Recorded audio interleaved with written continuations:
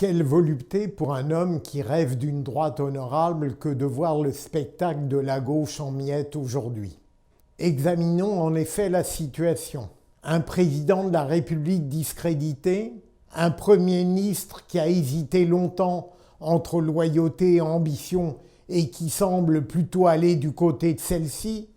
un Emmanuel Macron ravi d'avoir créé le mouvement En Marche et d'avoir quitté le gouvernement avant le naufrage complet, un Mélenchon qui s'estime le recours de la gauche et est déjà suffisamment heureux à l'idée d'écraser François Hollande, un Montebourg qui est persuadé de gagner la primaire et d'accabler le président de la République, un Benoît Hamon qui est certain de battre Montebourg et au fond de sortir de l'affaire en vainqueur, une Ségolène Royal qui s'amuse d'être perçue comme un recours et qui ne perd pas son esprit puisqu'elle dit que si on fait appel à elle, c'est que la cause est sacrifiée et perdue. On voit, mon Dieu, dans quel naufrage se situe cette gauche, sans oublier Cambadélis qui avait créé la primaire pour permettre à François Hollande de sortir la tête haute de cet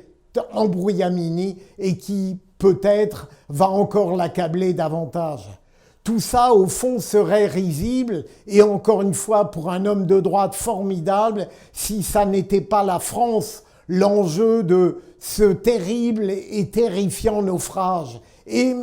je m'imagine, derrière tout cela, même si François Hollande décide d'y aller, le regard à la fois cynique et sadique de celui-ci, qui regarde s'agiter les marionnettes parce que tout simplement, elles attendent que le maître de la France décide avec son bon vouloir de nous indiquer au début du mois de décembre s'il ira ou pas. À partir du moment où il y aurait de l'honneur et de la grandeur à ne pas y aller, je suis persuadé que François Hollande ira et il trouvera toujours le moyen de justifier par l'existence d'un trou de souris encore plus petit, l'obligation où il se sentirait de porter encore sur ses épaules de président trop bavard le destin de la France. Mais surtout, je l'imagine, et je le répète, cynique, sadique, en train d'observer tous ceux qui attendent sa décision.